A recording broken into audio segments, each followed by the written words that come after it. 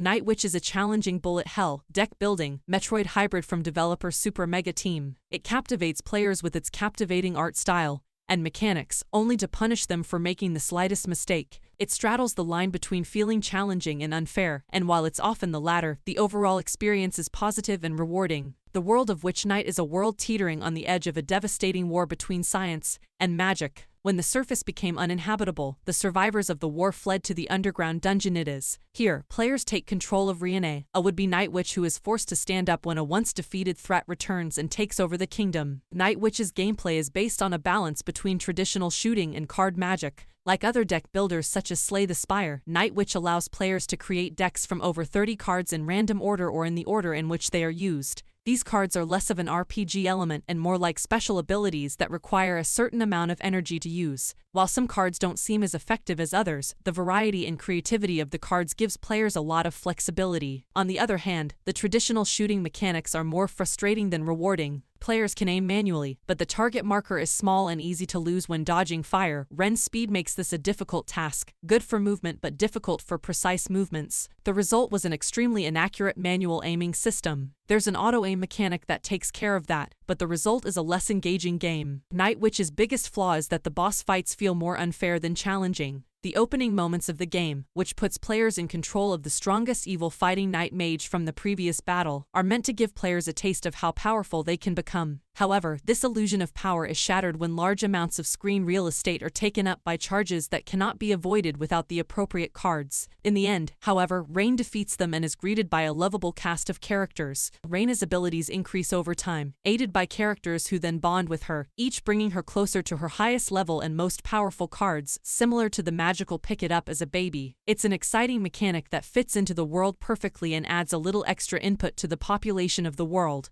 Overall, Witch Knight is a charming and well-balanced experience that occasionally finds itself in unfair situations, but ultimately allows players to invest in the homeland they've fought so hard for. The Witch Knight will be available on PlayStation 4, PlayStation 5, Xbox One, Xbox Series X, S, Nintendo Switch, and PC on November 29, 2022. Our rating, 4 out of 5. Thanks for watching. Don't forget to like and subscribe.